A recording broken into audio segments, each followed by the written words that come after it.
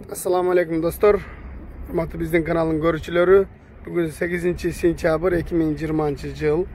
Aldığınızda görüp turan bir tonna 200 bongonu görgözeli sizlerge ak түсті. Bunun basını sırasıyla ayta keteyim.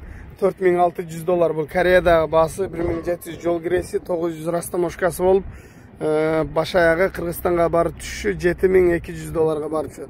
Antan көңіл бұрып көріп тұрсаңыздар, мен сіздерге мұның плюс минустарын көргізейін.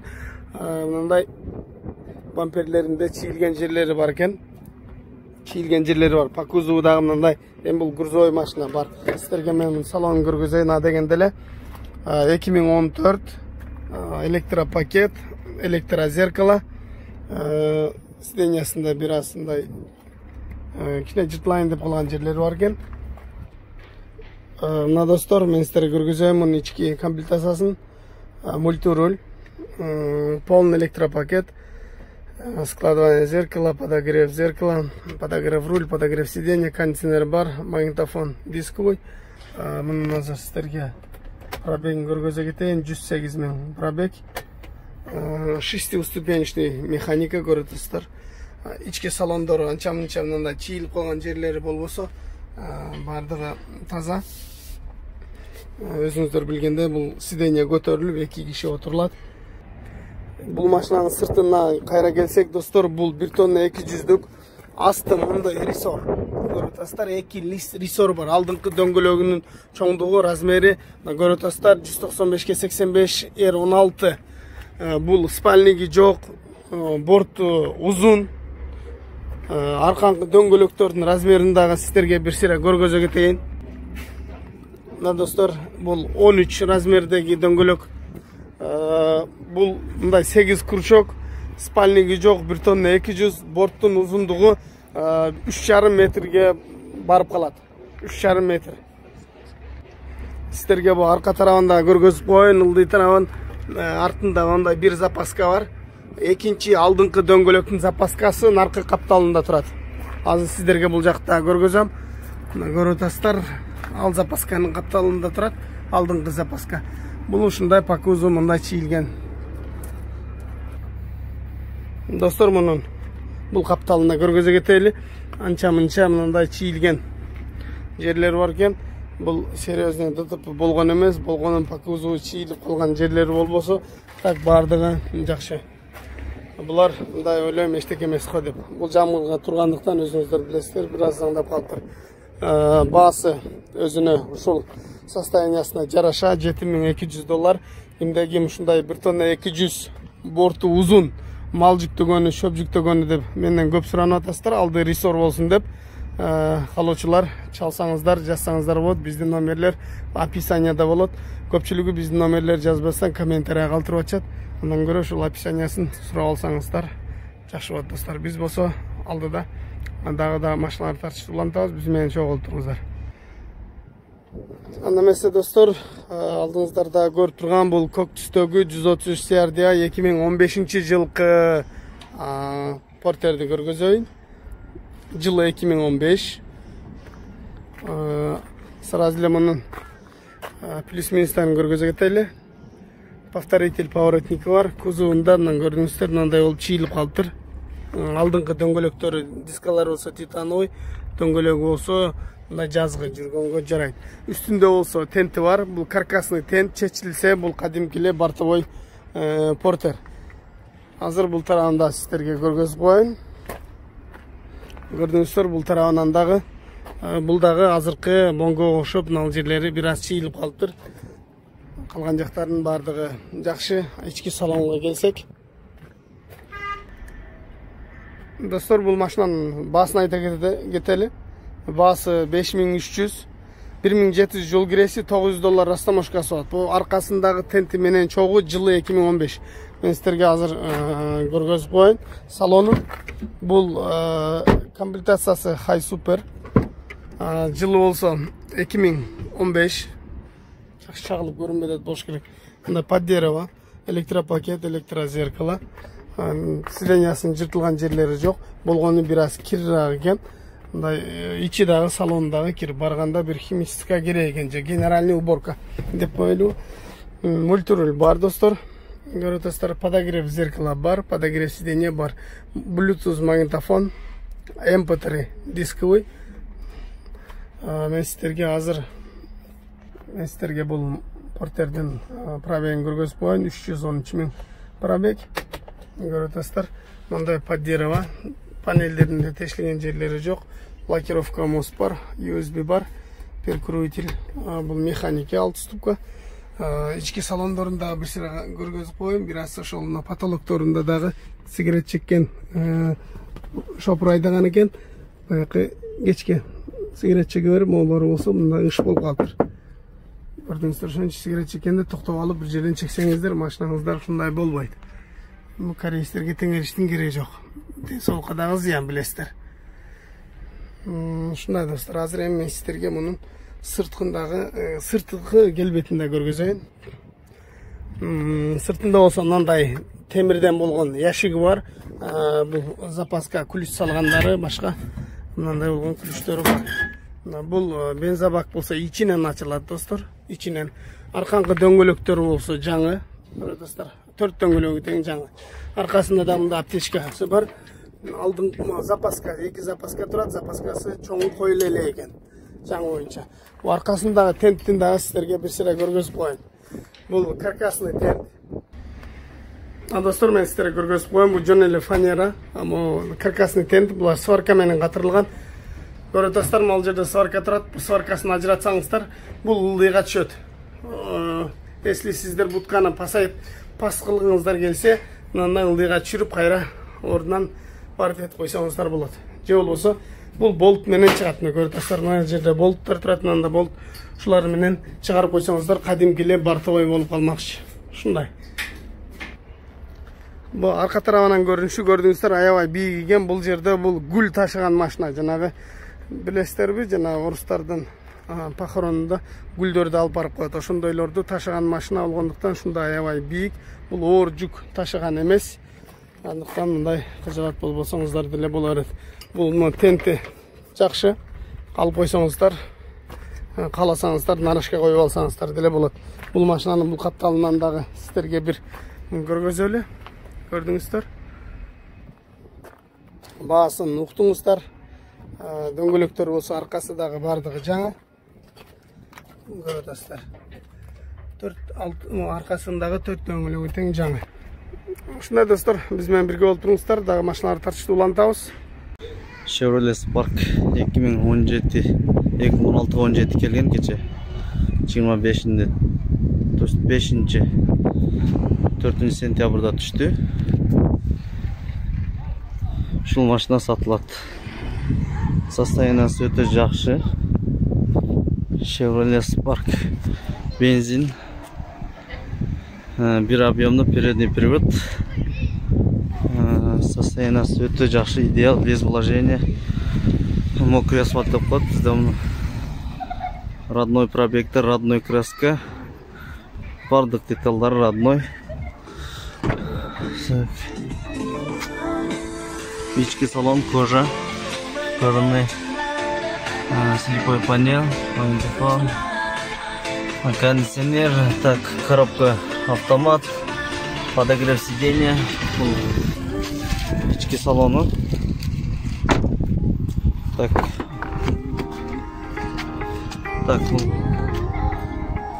салонун артысы,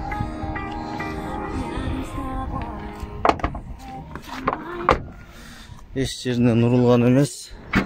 Эч жери жасалган эмес. Так, заводской родной пробегте. Так, насос бар, буксир бар, аварийный знак. Мында запаскасы болбойт, негизи заводской.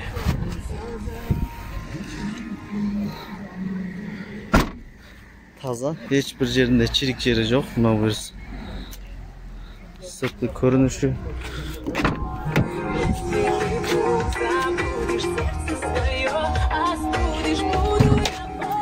Сіздерге капотын ашып көрсетейін.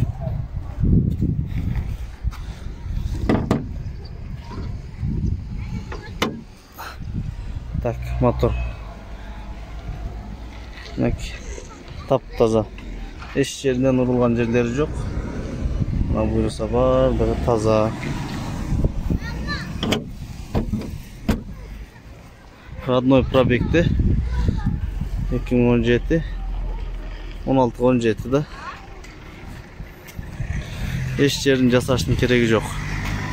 Bunun bağısı 6.500 dolar. Büt numarini alıp koyduk burası. Eş yerin жасабастан эле бензинди куйуп пайдаш керек. Kim Chevrolet Spark автоунасын издеп жүргөн болсо бизге кайрылыңыздар. Андан сиздерге мен малолитражка Kia Morning автоунасын көргөзөйүн.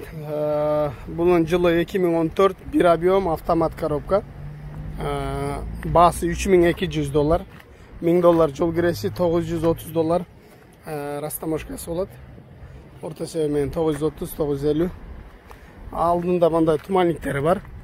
Дөңгөлөктөрү болсо жазгы, жаңы, дискалары болсо литий көрүп атасыздар. Размери болсо 65 60 14.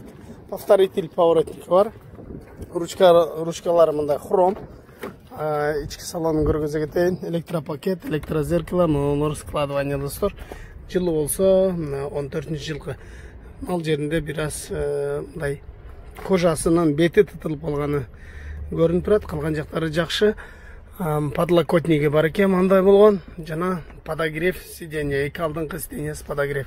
Автомат коробка достор. Бул жагында көрсөңүздөр, подстаканник USB-ге жана прикуривательге выход экен.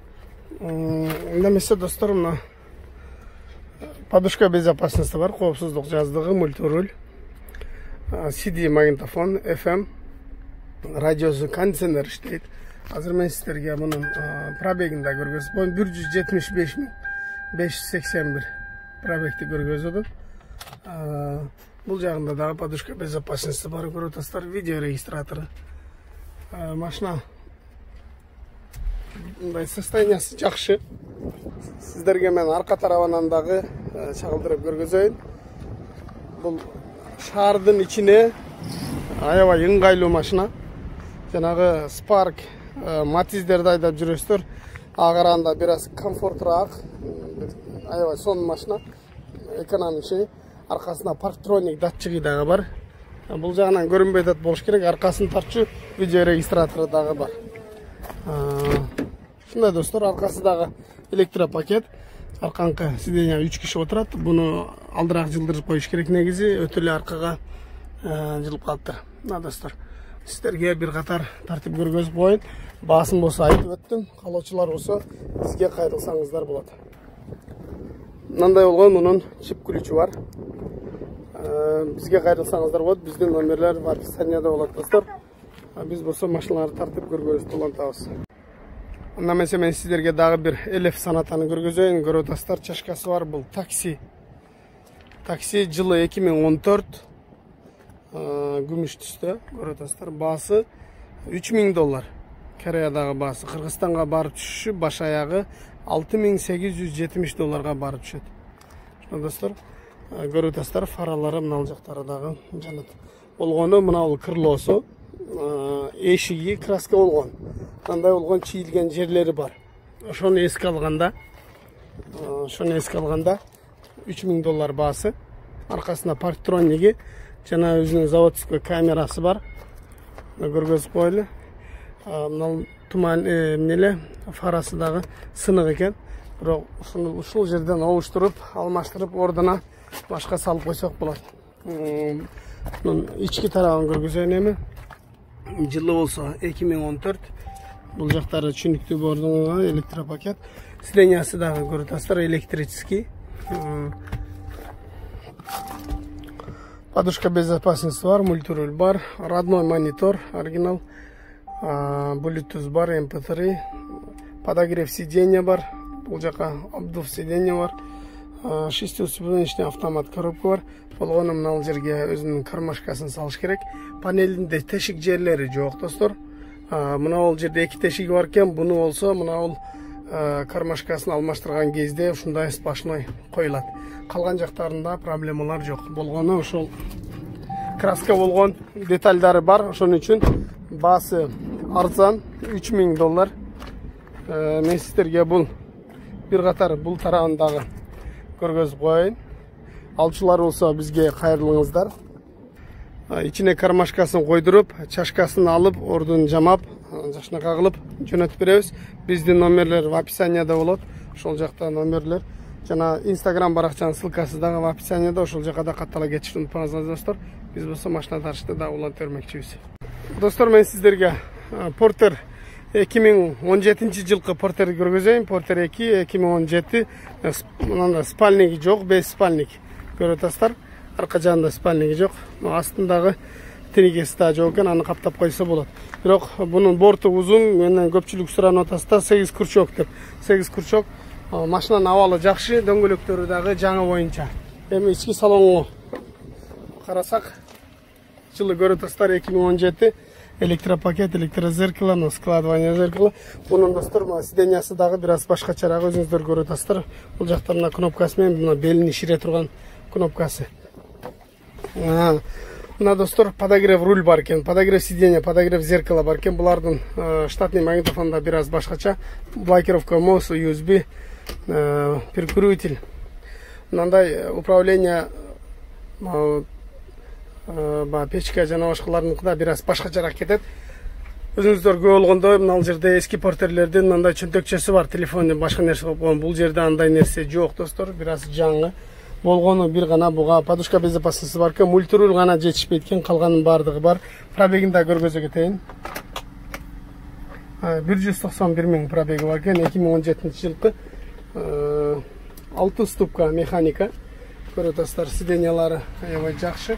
Машинанын негизи эле абалы аябай сонун экен, абалы жакшы экен. Мына көрүп атасыздар, аябай сонун, таза, состояниясы да жакшы. Состояниясы да жакшы. Бул жак тарабынан да көргөзүп коеюн. Бул жагынан дагы эч кандай кузовда чийилген жерлери жок, ичинде жыртылган жерлери жок. Бардыгы таза. Пробеги дагы оригинал 191 миң 2017 жылкыга көп деп ойлошуңар мүмкүн. Силер көнүп калсаңар керек. Ошто турган Porter'лердин 110 миң, 120 миңди көрүп, ошон үчүн биз бул болгондой тартып көргөзүп атабыз. Достор, мунун баасына келсек, $6,5 миң эле Кореядагы баасы. 1700 жол киреси, $900 растаможкасы болот. $1000 деп коелу. $1000 растаможкасы болот. Өзүңүздөр кошуп аласыздар, калькуляторду аласыздар дагы кошосуздар. Канча болот болушу деп комментарийга жазып отурбастан. Кимде ким 2017 спальниги жок, узун борт Porter алгысы келсе, анда бизге кайрылсаңыздар болот. Сиздерге арка тарабында бир катар көргөзүп коеюн. Аркасынан көрүнүшү. Аркасында запаскасы бар экен. Бирок запаскасы бир аз эскирип калыптыр. Арка тарабынан көрүнүшү. Борттору дагы аябай мындай чийилген жерлери жок. Башка чийилген жерлери жок. Аябай жакшы экен. Таза машина экен. Бирок ошого жараша акчасы дагы таза экен достор. Анда эмесе достор, сиздерге мен дагы бир мындай кроссоверди, корейский мындай джипти коелу, джипти көргөзөйүн. Santa Fe'нин 3-чү кузову. 2015-ке 16. Алдыңкы туманниктери дагы бир аз светодиодный ходовой огнилери да мындай башкача болуп чыккан. Негизи бул Santa Fe'ни өзүңүздөр жакшы билесиздер. Кореядагы баасы эле $8,400. $8,400. 2000 жол киреси, $2,300 растаможкасы болот. Аз достор, бул машинаны бир катар сиздерге көргөзөйүн. Дөңгөлөктүн размерин айта кетели, 235-ке 60-18. Повторитель поворотниктер бар, 5 ключевой доступ ручкалар, мында хром. Арка тарабынан көрүнүшү, аркасында парктроник датчиги, жана аркасын көргөзүүчү камерасы дагы бар. Достор, бир катар карадык. Машинанын таза экен, сыртынан карашы. Бул просто пробеги бир аз көбүрөөк экен. Азыр мен силерге мунун пробегин дагы көргөзөйүн. Ошон үчүн баасы бир аз арзаныраак. Көрдүңүздөр, полный электропакет, электрозеркало, складывание, бечера мына кнопкалар болсо агарып кетиптир, кара кнопкалар. Могу жер болсо чытылып калыптыр. Электрический сиденье. Жылы болсо мынаны көрүп атасыздар, 2015. Лобовойдо болсо 2016 деп жазып койгон. Себеби 15-чи жылкы 7-8 ай болсо 2016 болуп эсептелине берет бул жакта. Көрүп атасыздар, бул жакта подогрев руль дагы бар, мультируль бар, круиз контроль бар, подушка безопасности бар, достор, push старт кнопка, автомат коробка, подогрев сиденья, достор, USB-ге выход, кондиционер, CD, магнитофон, жана аркасын көргөзүүчү камерасы, видео регистратору, мындай болгон кичинекей болгон брелогу бар экен. Жана подстаканник, бул жагында пепельница, сигарет сүйүүчүлөр үчүн. Бул жакта көрүп атасыздар, подушка безопасности бул жагында дагы бар экен. Эми сиздерге мен бул машинанын пробегин көргөзүп коеюн достор. 306.970 экен. Же мен туура эмес айтып атсам, оңдоп коюңуздар. Менин көзүм 306.000ди көрүп атат. Мына көрүп атасыздар, бул жакта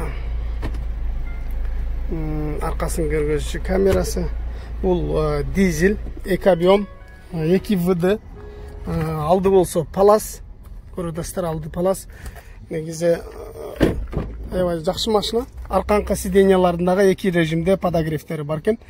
Сиденьялары жакшы, аркасына киши деле отуруп атыр. Негизи ошол өзүн эле ташып жүргөн окшойт. Бул арка тарабынан сиздерге бир катар мындай көрүнүшү. Эми ушунча болуп калды. Багажымдагы көргөзүп коеюн достор. Мындай кенендигин мындай көрсөңүздөр болот. Арка тарабынан бул көрүнүшү, могул жеринде өзүнүн мындай полкасы болот. Бунда жок экен. Аркасы да таза экен. Но домкраттар болсо иштетилбептир. Себебинде бул жерде страховой компания баллон жарылып калса дагы страховой компания келип желде берип кетет, алмаштырып берип кетет. Жолдо бузулуп калса дагы тартып алып барып берет. Страховой компания баардыгын жоопкерчиликте моюнга алган. Ошон үчүн шопурлар өз алдынча баллон дагы алмаштырбайт, баллон дагы мындай желдешпейт. Страховой компанияны чакырат, ошол келип бар жокту өзү ордуна коет. Ушундай достор, кимде ким Санта-Фе суранып аткандар болсо, анда көрүңүздөр. Пробеги эле бир аз көбүрөөк болбосо, негизи машина аябай жакшы экен. Баасын уктуңуздар достор. Заказ кылсаңыздар жөнөтүп беребиз. Пробеги азырактардын баасы бир аз кымбатыраак болот. Пробегине жараша бааланат, өзүңүздөр билесиздер. Бул жерде пробег түрүлбөйт. Кыргызстанга барганда ал бир аз арка жылып калышы мүмкүн. Бирок эч ким аны мындай кепилдик бере албайт, жылбайт деп. Ушундай достор.